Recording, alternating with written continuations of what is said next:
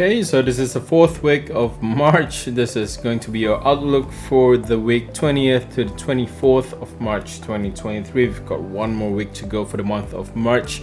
Okay, let's get started with what's going on last week. A couple of things to talk about. Obviously, the US inflation numbers. We need to talk about US inflation numbers. The headline inflation that fell off from 6.4% to 6%. This is as per consensus. Core inflation drops down 5.6% to 5.5%. This is also per consensus. The only one that's a little higher than consensus was the month-of-month core inflation number. This is up from 0.4% to 0.5%. And we also have the PPI numbers. Let me read up the PPI numbers here. The year-on-year PPI from the US that fell from 5.7% to 4.6%. This is below consensus of 5.4%. Month-on-month PPI fell from 0.3 to negative 0.1%. This is below the consensus of 0.3%. So what we're looking at here from the US, we've got the consumer side as well as the producer side. Both of the inflation rate is actually coming off. Now this wouldn't give any reason for the FOMC to hike by 50 basis points this week. They are still likely going to follow through with the 25 basis points. This is because of what's going on with the ECB. They say they are going to hike by 50 basis points. They announced this in January and they're basically sticking to that. So they did actually hike 50 basis points last week, and amidst all the banking turmoil that's been going on, and we know what's been going on over there in Europe. We've got Credit Suisse that's also being announced on Sunday. There's a merger. It's kind of a forced merger between the UBS and Credit Suisse. This is under the instruction of SNB as well as FINMA in Switzerland. So ECB does still follow through with that 50 basis points hike, taking the interest rate up from 3% to 3.5%. This is what's basically our guideline to what the FOMC is going to be doing this week. All right, so for this week, we've got the RBA meeting minutes on Tuesday.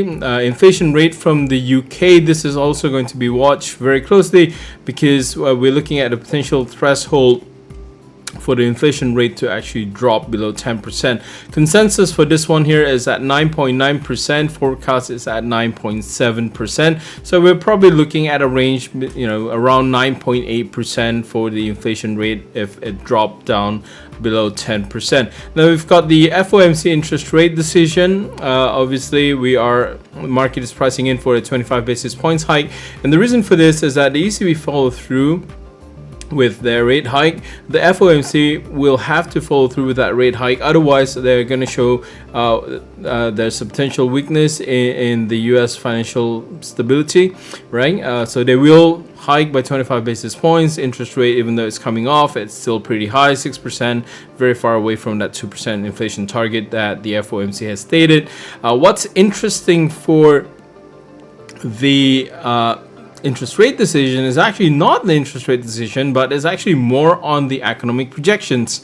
The dot plan for the upcoming interest rate, basically the target rate, that's supposed to be, the market is anticipating a little bit of a hike, higher, closer to 5.4%. Now, we don't know if we are going to be looking at this possibility. We don't know if the current failure from Silicon Valley Bank and Signature Bank in the US, as well as a little bit of a confidence crisis in First Republic, if that's going to affect the outlook from the FOMC. So in terms of the economic projections, all of these cases are going to be considered.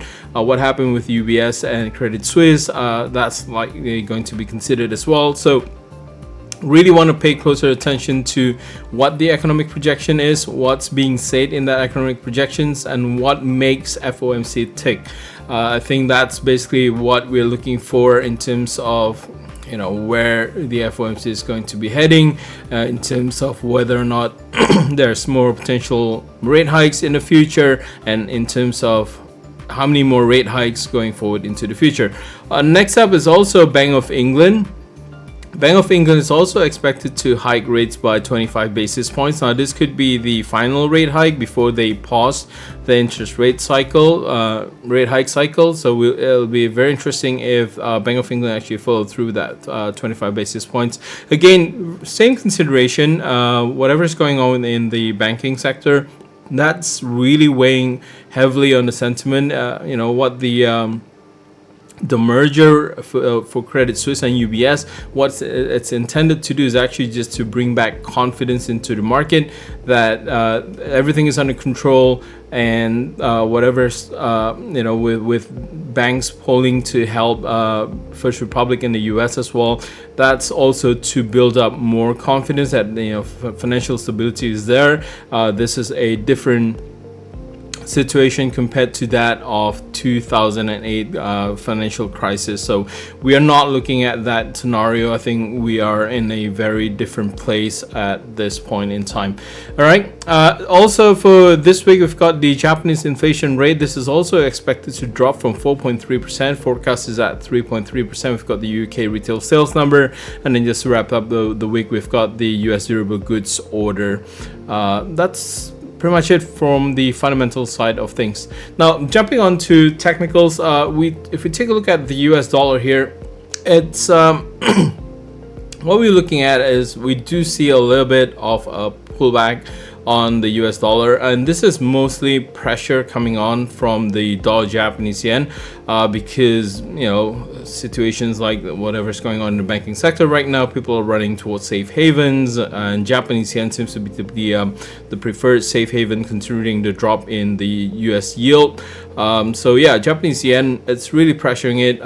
We see a little bit of recovery on the euro as well as the pound as well as the Aussie USD. So it kind of places the dollar index at a little bit of a hole here. It is very close to 104. It's still trading around 104 level, so we would consider the range 104 106 to actually still be intact.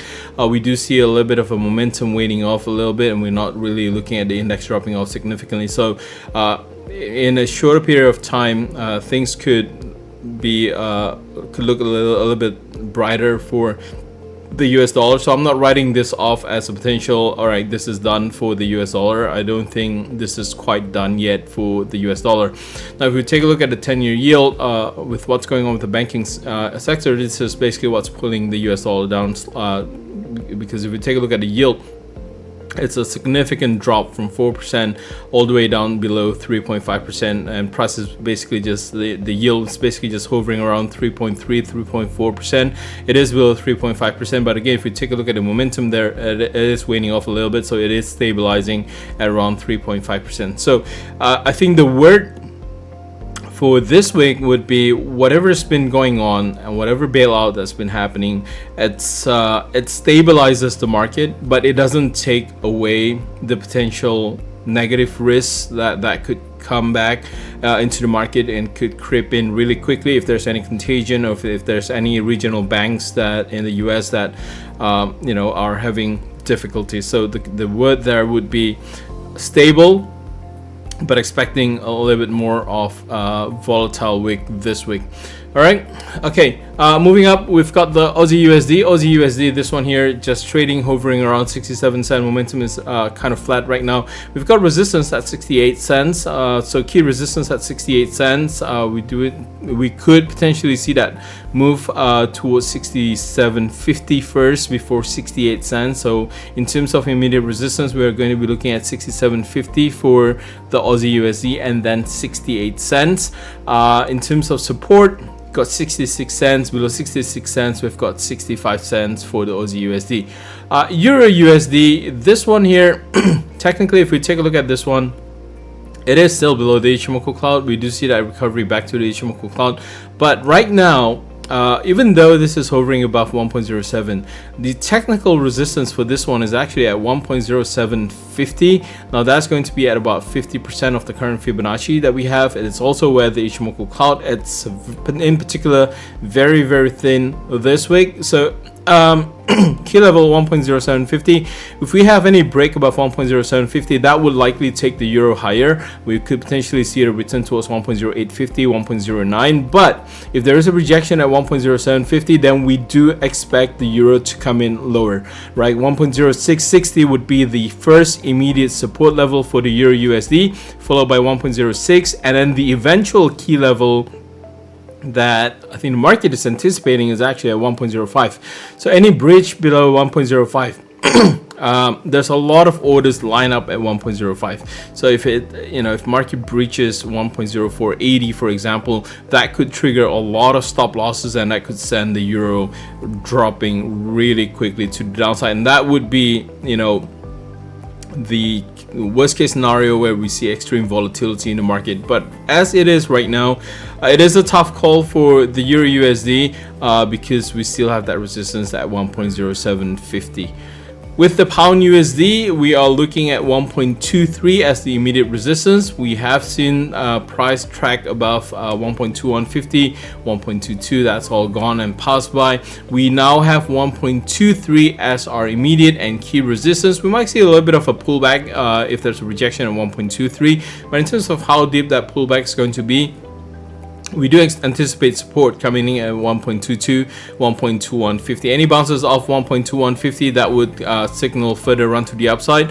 But if price managed to transition below 1.2150, then we do anticipate that pullback to be even greater, towards 20%, which is roughly going to be about 50 to 61.8% in terms of the retracement of the current run in March. All right, next up, it's the dollar Japanese yen. Dollar Japanese yen, I highlighted two dates here. This is on the 20th to the 31st of March. Between the 20th to the 31st of March, the Ichimoku cloud is actually going to be very, very thin.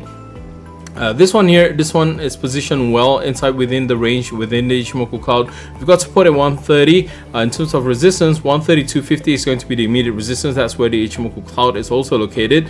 Beyond 132.50, we've got 133.50 and then 134. Those are going to be a resistance. Beyond 134.50, nothing much until 137. I don't expect a lot of movement to the upside at this point in time, especially if the market is still concerned with a run towards safe haven. Any run towards safe haven is going to create a stronger yen. So just to be on the safer side, we do anticipate yen to possibly be strong at least until the whole banking crisis that's currently going on passes by, right? Until that happens, at the back of our mind, when it comes to trading, we do anticipate that yes, Japanese yen is a safe haven. If the crisis continues, if there's any fear in the market, which is at this point in time, according to the CNN fear index, the market is at extreme fear, right? That could any negative news coming out from the Credit Suisse merger, any information regarding how Credit Suisse has been doing the business until it kind of collapsed that way, that could send a little bit of a negative shockwave into the market. And for that one reason, this is when we need to be a little bit more cautious when trading the yen crosses. All right, Bitcoin, unique take on this one here. A lot of crypto traders are looking at the current situation. There are a couple of few reasons. We've got a discount when price moves moving at 20,500. Then we have that break above 25,000, and then we see that run up to the upside. There are a couple of reasons for this one. Number one it is actually the banking crisis itself. So a lot of funds are actually being taken out of the banks. That's basically what's causing the current crisis, we do see a little bit of a deposit outflow. Some of these deposit outflows are then turned into crypto, for personal safekeeping. And that's basically what the reasoning is. That's one reason. Reason number two, the FOMC, it's not likely going to be hiking interest rates significantly. Number three, in terms of inflation, Bitcoin, people are speculating that it could increase a lot more in value, therefore kind of defeating inflation in the process. But if we come back to reality for a little bit here, there's a lot of reason to talk about why the run in Bitcoin is happening right now. But if you take a look at what's going on with Bitcoin, this one here has proceeded above 127.2 at 27,000. We do have that resistance coming in very closely at 29,000. That's going to be at 161.8%. But the psychological key level is actually 30,000. Any breaches above 30,000 could actually send Bitcoin up really quickly towards 35,000. So that's the only concern with Bitcoin at this point in time. So not a lot of negative stuff going on, which is kind of a quick turnaround after what's going on with Bitcoin about in February, where there's a lot of stuff going on with Coinbase delisting BUSD and stuff like that, Binance regulation issues. The market for crypto it's kind of flip-flop at this point in time. It doesn't bode well. It's not really a market where technical sense kind of makes sense. I don't think there's quite a little bit of a logic here. This is a speculator's market, and if you're not comfortable trading the crypto market, I would say, don't even bother with the whole rally to the upside. But I mean, if you're into crypto, there's a couple of reasons to why you should be looking at crypto as well. All right, just to wrap things up, we've got gold. Gold has breached 2,000, and as anticipated, there's not a lot of stop orders at 2,000. So at this point in time, we don't actually see price rallying up past 2,000. Now, if we talk about the level 2,000, it hits this level 3 times in the past 3 years. Ever since COVID happens, it hits that, and then the war in Ukraine happens, it hit that, and then the banking crisis, we hit 2,000 again. So 2,000 is a very critical level. It is to a certain degree a very strong psychological price level.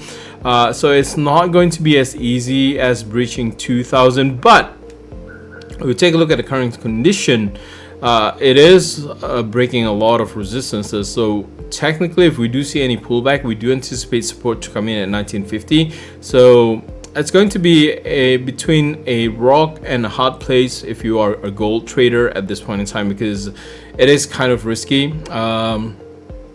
in terms of whether or not you should be countering the trade, because a lot of traders look at 2,000 and say, hey, that's a strong resistance, we should be taking some profit. Short-term traders would probably want to short around 2,000, targeting a little bit lower, but it comes at a risk because the overall movement and trend is so strong right now.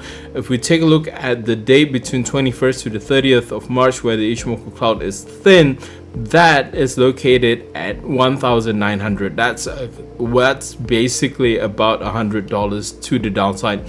So I don't know if we're going to be looking at such a huge move. I don't anticipate that a huge move, because at this point in time, I think the concern for the market is that we need to be concerned about the run towards safe haven assets like gold, Japanese yen, the Swiss franc, which is probably not really that great right now because of what's going on with the Swiss banks, and the US dollar. Right, in terms of ranking, it'll be the Japanese yen, it will be gold, and then it'll be US dollar in terms of any safe haven run.